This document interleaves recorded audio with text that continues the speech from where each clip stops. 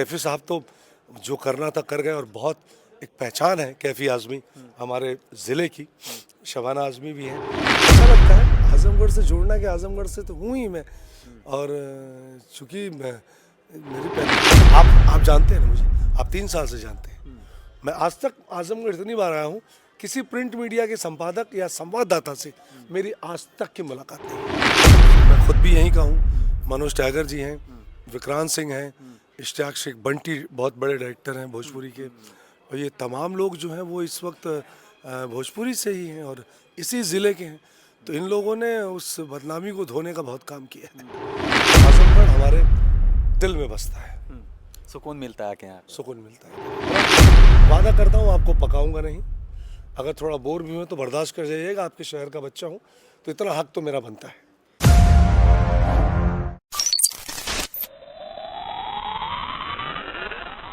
आजमगढ़ स्थापना दिवस पर आजमगढ़ महोत्सव का आयोजन हुआ है जो 18 तारीख से 22 तारीख तक होना है, जिसमें बॉलीवुड और भोजपुरी जगत की तमाम बड़ी हस्तियां आने वाली हैं। ऐसे में हमारे आजमगढ़ के जो भोजपुरी जगत की एक नामचीन नाम है संजय पांडे जी, वो भी इसी महोत्सव में आ रहे हैं। उनका एक नाटक की प्रस्तुति भी 20 तारीख को होनी है। इसी को लेकर के हरियौत कला भवन में इस वक्त हम मौजूद हैं। संजय पांडे जी हैं, सीधा बात करेंगे और जानने की कोशिश करेंगे कि जो प्रस्तुति हो रही है वो किसको लेकर के हो रही है। तमाम प्रस्तुतियां ये करते रहे हैं, तमाम जगह शूटिंग करते रहे हैं। उस भूमि पर आकर कैसा लगता है, जहां से जन्म मिलता है, जहां से एक नाम मिलता है। खैर, सीधा देर ना करते हुए बातचीत करते हैं और जानने की कोशिश करेंगे। संजय, पहले तो बहुत स्वागत है आपका। थैंक यू सो मच भाई। अब पहला सवाल ये है कि आजमगढ़ आने के बाद कैसा लगता है? घर के आंगन में तो सभी को अच्छा लगता है। ऐसा लगता है घर आ गया हूँ अपने में। और ये अच्छी खुशी की बात है कि हम पहली बार इस मंच पे, मैं खासकर, मनोज जी कर चुके हैं, मैं पहली बार इस मंच पे उतर रहा हूँ और अद्भुत बनाया है। इसके लिए मैं सरकार का, प्रशासन का तो धन्यवाद देना चाहूँगा कि रंगकर्मियों के लिए एक बहुत अच्छा स्थान मिल गया है। ये अद्भुत है। मैं तो देख के ही वशीभूत सा हो गया हूँ उसको। बहुत प्यारा। आजमगढ़ में ये बना हुआ है, तमाम जो कलाकार हैं, जो सीखने को मिलता है उनको। ऐसे में ये इस जो हरियौत कला भवन को आप कैसे देखते हैं? उनके लिए क्या ये वरदान साबित हो रहा है? ऑब्वियसली मुझे लग रहा है कि बहुत कम ऐसे ऑडिटोरियम हैं। अगर हम लखनऊ, कानपुर और इन बनारस, इन शहरों को छोड़ दें, और तो मुझे लगता है कि आज़मगढ़ में एक अपने आप में एक बहुत कमाल का स्थान है जहाँ पर कलाकार अपनी प्रतिभा दिखा सकते हैं और बहुत कुछ कर सकते हैं। आजमगढ़ की बदनामी एक तरफ और आजमगढ़ का विकास जो है दूसरी तरफ, तो आपको विकास और वो जो बदनामी है उनमें से कौन सा ज़्यादा लग रहा है आपको? बदनामी तो बहुत पीछे चली गई है। अब तो चूंकि अब उन चेहरों की चर्चा होती है जो चेहरे सिल्वर स्क्रीन पे आ रहे हैं, और उन लोगों का नाम आता है। जैसे मैं खुद भी यहीं का हूँ। मनोज टाइगर जी हैं, विक्रांत सिंह हैं, इश्तियाक शेख बंटी बहुत बड़े डायरेक्टर हैं भोजपुरी के, और ये तमाम लोग जो हैं वो इस वक्त भोजपुरी से ही हैं और इसी ज़िले के हैं। तो इन लोगों ने उस बदनामी को धोने का बहुत काम किया है। आजमगढ़ का जो नाम तेज़ी से आगे बढ़ रहा है, उसमें उस कड़ी में आपका भी नाम है, तो कैसा महसूस होता है जब आपका नाम आजमगढ़ से जोड़ा जाता है? अच्छा लगता है आज़मगढ़ से जोड़ना कि आज़मगढ़ से तो हूँ ही मैं। और चूँकि मैं, मेरी पैदाइश गाज़ीपुर में है, ननिहाल में, तो मैं जब पहले लिखता था कि कहता था कि मैं जन्म गाज़ीपुर में हुआ है, घर आज़मगढ़, तो मेरे पिताजी डांटा करते थे कि दो दो ज़िले क्यों बना रहे हो, आज़मगढ़ ही बोलो। आज़मगढ़ को क्यों नहीं बोलते हो तुम, गाज़ीपुर कहाँ चले जाते हो? तो बोला नहीं, गाज़ीपुर में जन्म हुआ है तो जन्म स्थान वहाँ है मेरा। तो बोले घर तो यहाँ है तो आज़मगढ़ बोला करो। तो तब से मैं आज़मगढ़ ही बोलता हूँ, अब मैं गाज़ीपुर नहीं बोलता।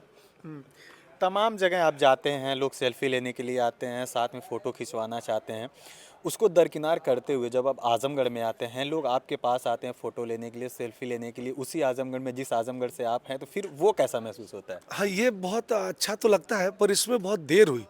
क्योंकि देर इसलिए हुई कि भोजपुरी फिल्मों का मार्केट उत्तर प्रदेश में कम था और आज़मगढ़ तो बहुत ही पीछे था हमारा भोजपुरी सिनेमा को लेकर।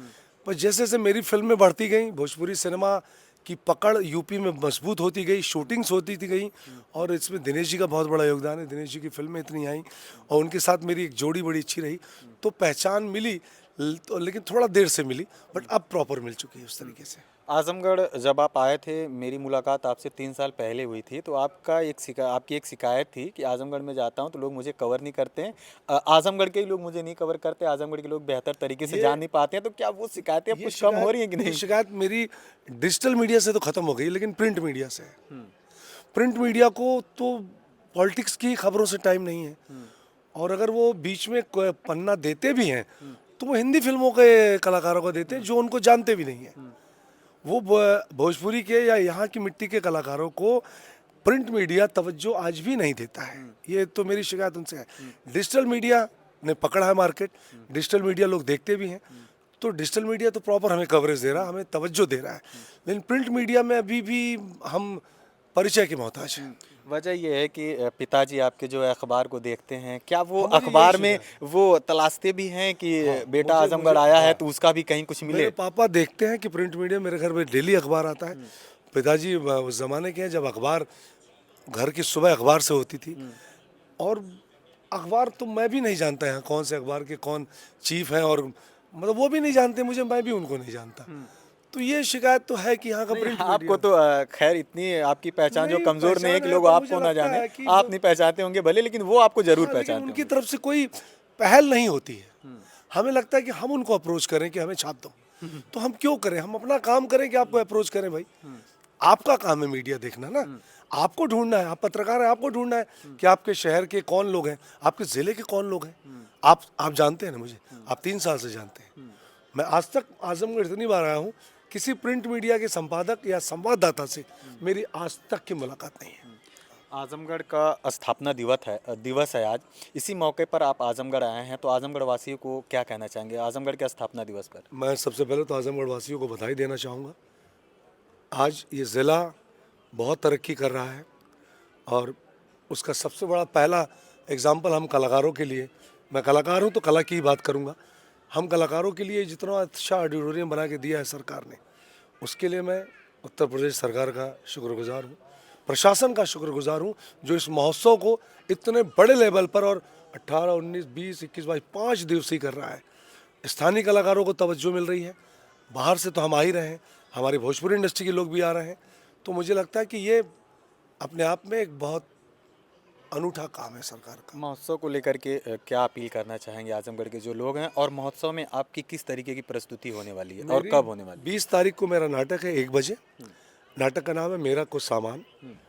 पति पत्नी के रिश्तों पर ये आधारित है ये कहानी, और सभी को समझ में आएगा, जो बालिग लोग हैं, जो शादीशुदा हैं उनको ज़्यादा समझ में आएगा, और बहुत इमोशनल और बहुत संवेदनशील विषय पे है ये नाटक, जिसकी टाइमिंग 1 घंटे 20 मिनट है, जिसमें मैं हूँ, मेरी वाइफ रागिनी पांडे, और विशेष जो इसका आकर्षण है इस नाटक का वो है मनोज टाइगर जी, राजन कानू है इसमें, और इसको मैंने ही डायरेक्ट किया है। तो मेरी आप सबसे गुजारिश है, जो लोग भी आपके माध्यम से मुझे देख रहे हैं, कि 20 तारीख को 1 बजे आइए, टाइम पे आ जाइएगा, टाइम पे नाटक शुरू करेंगे हम लोग, और बहुत ज़्यादा समय आपका नहीं लूँगा, वादा करता हूँ आपको पकाऊँगा नहीं। अगर थोड़ा बोर भी हुए तो बर्दाश्त कर जाइएगा, आपके शहर का बच्चा हूँ तो इतना हक तो मेरा बनता है।